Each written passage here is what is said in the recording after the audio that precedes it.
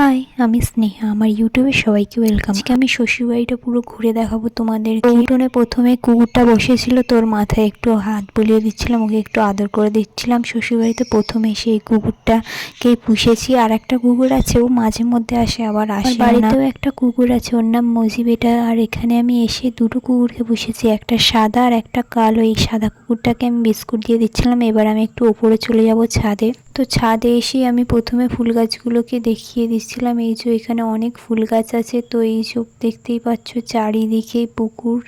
আমার শ্বশুরবাড়িটা হচ্ছে বামনঘাটাতে। তো বামনঘাটাতে যেহেতু মাছ চাষ হয়, তার জন্য এখানে চারিদিকেই পুকুর দেখতে পাবে। পুকুর আর তাল গাছ চারদিকে দেখতেই পাবে। শ্বশুরবাড়ির বাগানে কিছু গাছ আছে, তো সেগুলো ভাবলাম তোমাদেরকে দেখিয়ে দিই। তো ওখানে দেখতেই পাচ্ছ কাঁঠাল গাছটায় কতটা কাঁঠাল হয়েছে। কাঁঠালগুলো পাকবে, এখনো পাকেনি। তো পাকছে আস্তে আস্তে, পাকার টাইম অলরেডি হয়ে গেছে।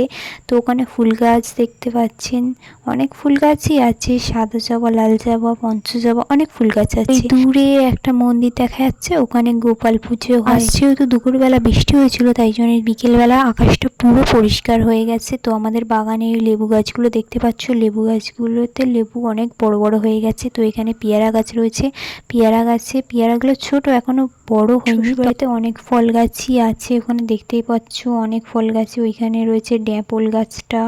এখানে খেজুর গাছে দেখাচ্ছিলাম, খেজুরগুলো অনেক পেকে গেছে। তো খেজুর গাছটা ভালো করে দেখাচ্ছিলাম তোমাদেরকে।